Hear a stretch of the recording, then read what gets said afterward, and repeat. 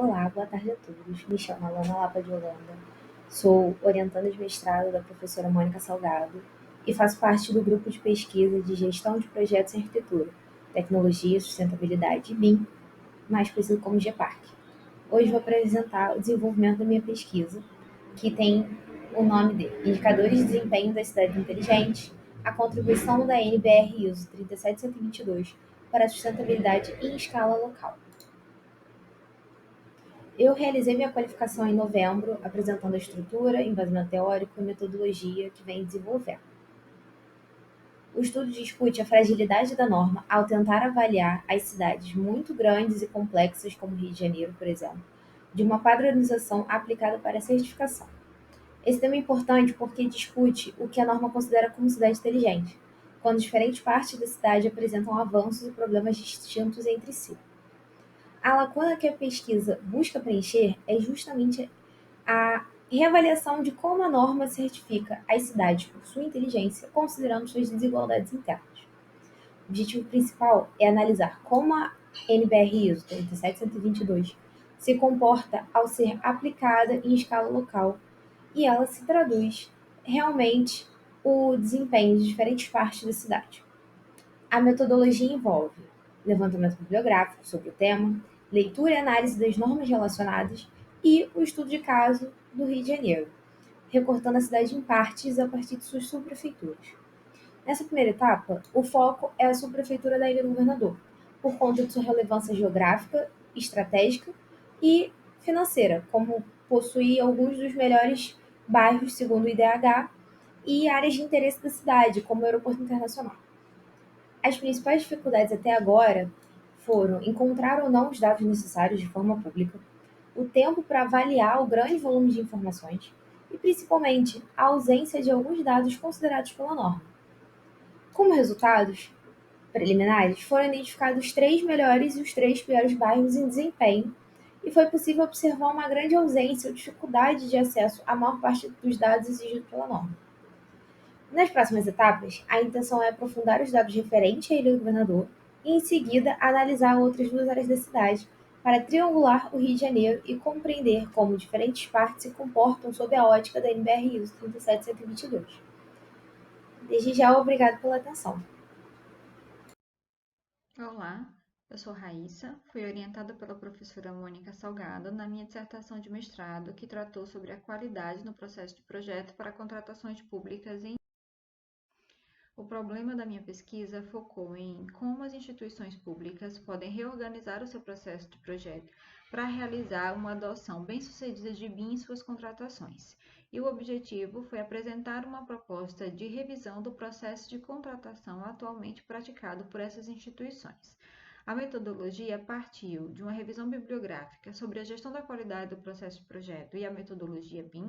Eu fiz o mapeamento do processo licitatório imposto pela Lei 14.133, realizei estudo de caso através de pesquisa documental em 3 universidades federais do Rio de Janeiro, propus a revisão do processo de contratação atualmente praticado, tendo como base as recomendações da NBR ISO 19650 e propus a reestruturação organizacional de uma das instituições estudadas. Os resultados levaram ao entendimento de que a lei de licitações ela restringe a possibilidade de colaboração ao segmentar as fases de planejamento e contratação, que os escritórios técnicos, eles atuam predominantemente como planejadores fiscais, operadores e mantenedores de suas edificações e por isso têm potencial para apoiar a disseminação do BIM ao exercer o poder de contratação do Estado. O processo de contratação ele foi revisado nas etapas que estão apresentadas no slide, levando ao entendimento de que a administração pública precisa compor equipes internas integradas que definam conjuntamente os requisitos e os critérios da contratação para a elaboração de um BEP pré-contratual que componha o material técnico da licitação e, após haver a contratação, essa equipe interna precisa trabalhar colaborativamente com a contratada para a definição do BEP pós-contratual e, assim, ser capaz de auditar a qualidade do modelo e do projeto BIM, coordenando o fluxo de comunicação através de um ambiente CDE.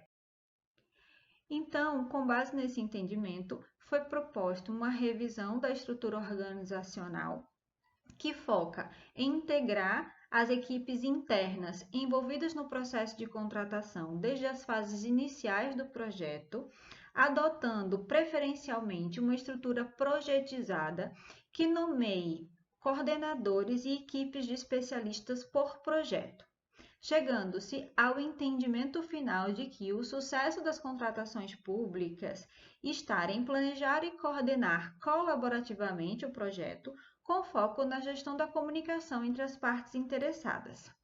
Obrigada. Olá, minha pesquisa investiga como moradores de determinados segmentos dos subúrbios cariocas de Paciência, na zona oeste da cidade do Rio de Janeiro, e de Bento Ribeiro, na zona norte, operam dinâmicas de diluição de fronteiras entre os espaços privado e público em situações cotidianas e extracotidianas. A casa e a rua se misturam por meio de práticas de socialização, produção e devoção.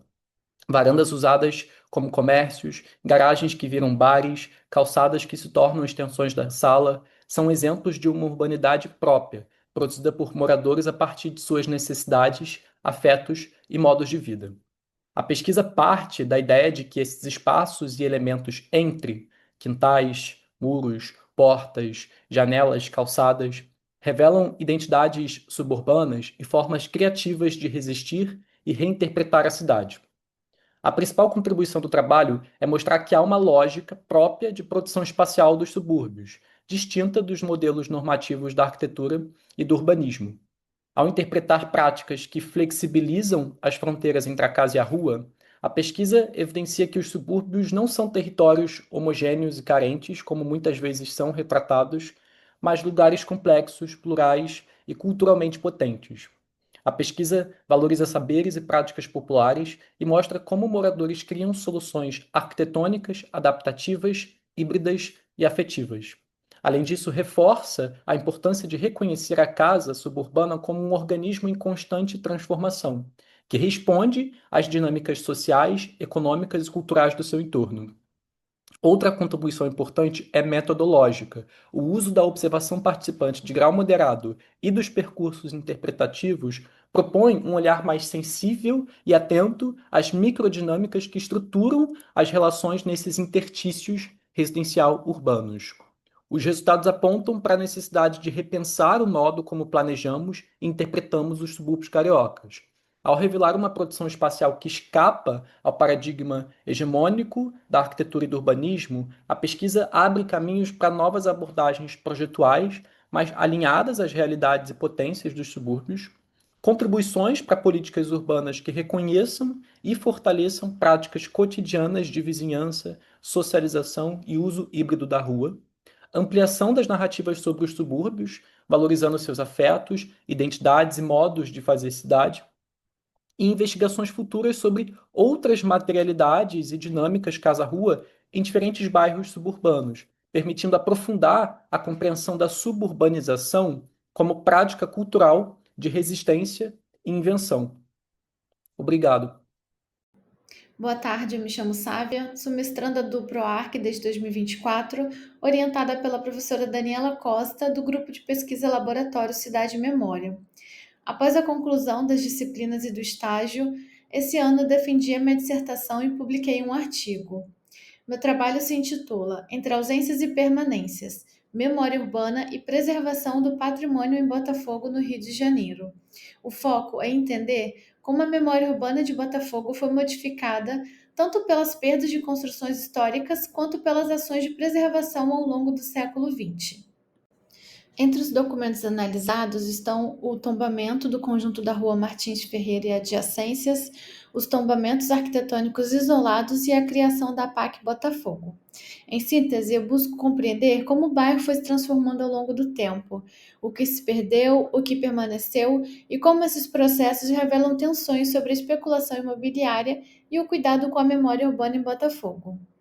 As contribuições do trabalho se articulam a partir da pergunta central: O que os tombamentos isolados e o conjunto da Rua Martins Ferreira, articulados à PAC, nos mostra sobre a forma como o patrimônio urbano é preservado e perdido em Botafogo?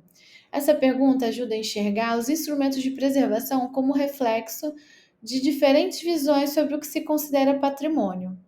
O estudo mostra que esses instrumentos de proteção coexistem como diferentes camadas, algumas voltadas a edifícios específicos, outras a um ambiente urbano como um todo. Em certos momentos, essas ações convergem e em outros elas entram em tensão. Além disso, a pesquisa aponta que as perdas materiais, como demolições, por exemplo, não significam necessariamente esquecimento. Muitas vezes elas podem ativar memórias, mobilizar a sociedade e reabrir discussões sobre o que vale a pena preservar. Com isso, Botafogo se revela como um espaço de disputa entre permanências e ausências, onde a preservação não é homogênea, mas marcada por interesses, debates e conflitos. Até agora, já consolidei a base histórica sobre o bairro, reuni e tratei o material iconográfico, analisei as cartas patrimoniais que fundamentam o tema e estudei os tombamentos e a PAC. Agora eu entro numa fase mais interpretativa da pesquisa, que é o momento de comparar o impacto e o alcance de cada instrumento de preservação, avaliar seus limites diante da pressão imobiliária e construir uma leitura crítica sobre a memória urbana do bairro. Com isso, na etapa final, vou conseguir responder de forma consistente à pergunta central e refletir sobre possíveis caminhos para o futuro da preservação urbana no Rio de Janeiro. Muito obrigada a todos.